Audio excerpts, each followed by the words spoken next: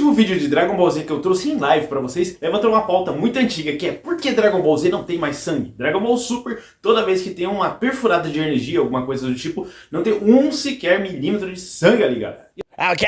Eu sei que você fã não entende isso, mas fica aqui nesse vídeo pra gente entender um pouco mais sobre isso. Panela Nerd no ar mais uma vez. Pessoal, Dragon Ball sempre teve lutas memoráveis, momentos incríveis e até momentos um pouco mais pesados. Quem não se lembra da primeira vez que o Piccolo atravessou o Raditz e o Goku naquele golpe para acabar de uma vez por todas com o Saiyajin, irmão mais velho do Goku? Ou então quando o Dr. Geru atacou o Yantia para calar ele e avisar os outros Guerreiros Z que eles estavam ali presentes na cidade. Tem vários momentos assim, ou alguns momentos do Freeza e sua tropa atacando os Namekuseidins. E esse assunto voltou mais ainda à tona pra mim, pra eu trazer um vídeo pra vocês com relação ao Júnior, que tava comentando no canal, e também o Carlos Henrique, que me comentou em live. Por que Dragon Ball Z não tem nada de violência mais como era antigamente? Pessoal, se você parar pra analisar, o Dragon Ball nem sempre foi violento. Já de longe isso. É um anime que tinha momentos um pouco mais pesados, mas ele passava em horário não nobre na TV japonesa, lá no período noturno.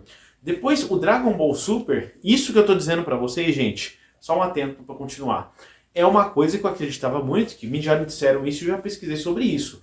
Então, o que eu acreditava que está mudando dentro de mim agora com relação a isso? É que o Dragon Ball Super passava em horário nobre. As crianças que iam estar mais assistindo o desenho não tinham um aval da Toei para fazer um anime um pouco mais puxado e pesado. Porém, o Júnior comentou desse jeito no canal.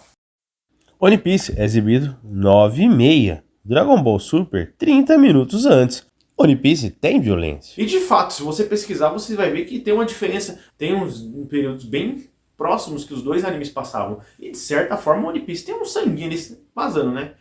Bom, vamos lá que eu pesquisei. Eu pesquisei mais a fundo sobre isso para tentar trazer uma explicação melhor para todos nós. Porque até eu fiquei encucado com isso daí. De fato, One Piece tem cenas que tem sangue? Tem cenas, várias batalhas e tudo mais. É uma luta, né? Eles estão lutando pela vida deles ou lutando para salvar uma nação, no caso de One Piece. Mas geralmente fica o sangue ali escorrido de um machucado, um ferimento aberto. Não é algo tão esbanchado como tipo um Chainsaw Man da vida, ou Jujutsu Kaisen, ou até mesmo o Demon Slayer, né? Aí sim eu colocaria nesse ranking os animes. Animes que tem um teor um pouco mais pesado, seria esses que eu citei, esses três pra vocês. Só que convenhamos, né? Na verdade o Chainsaw Man é quase um açougueiro da vida. É quase como se fosse desenho açougueiro igual Ninja Resurrection, tá?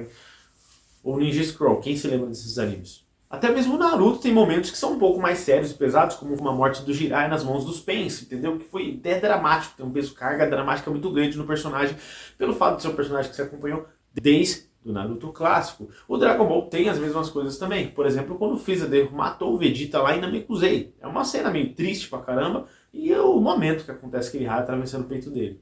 A Toei já foi perguntado sobre isso e até hoje não esclareceu bem qual que é a regra para desenhos assim. Porque se é o horário nobre, por que tem outros desenhos de horário nobre que simplesmente passam desse jeito? Aí não dá para entender nada, caramba. Outro ponto também que eu criei uma teoria minha, que eu acredito que eles dizem que Dragon Ball Super é desenho para criança, é pelo fato do estilo de desenho. É uma animação com uma arte um pouco diferente, está puxada um pouco mais parecido com alguns desenhos, alguns animes que são voltados mais para o público teen, entendeu? Bom, Dragon Ball Daima vai ser bem teen praticamente, pelo que eu tô vendo, né?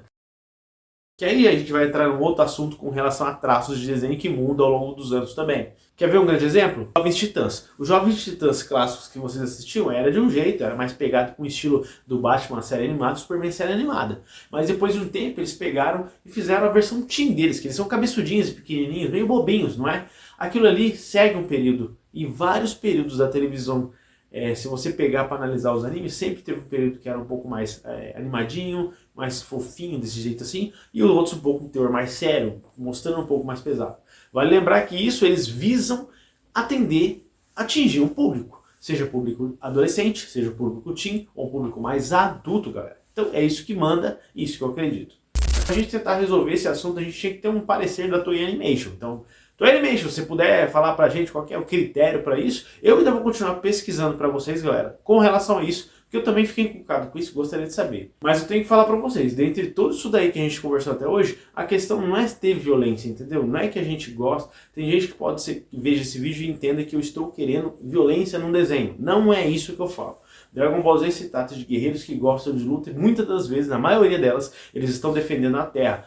Questão de morte iminente da humanidade. Então eles estão lutando, sacrificando, arriscando suas vidas para derrotar um alienígena ou alguma ameaça global. Por outro lado, eu entendo que anime não precisa ser violento para ser legal. Demon Slayer é um pouco pesado? Ele é pesado, só que é a premissa do desenho. São pessoas na época do Japão feudal, lutam com katanas derrotando Onis, galera. E você, meu jovem amigo, o que você acha, hein? Você acha que desenhos tem que ser só violência e acabou? Ou você acha que simplesmente tem que ter um contexto para explicar e justificar o teor de violência que vai ter ali? A opinião aqui do Joemir do Panela Nerd é que simplesmente eu gosto de um bom roteiro e personagens cativantes. É isso que eu quero no desenho, uma boa história, beleza? Forte abraço, pessoal. Fiquem com Deus, deixa a panelada no like e até mais.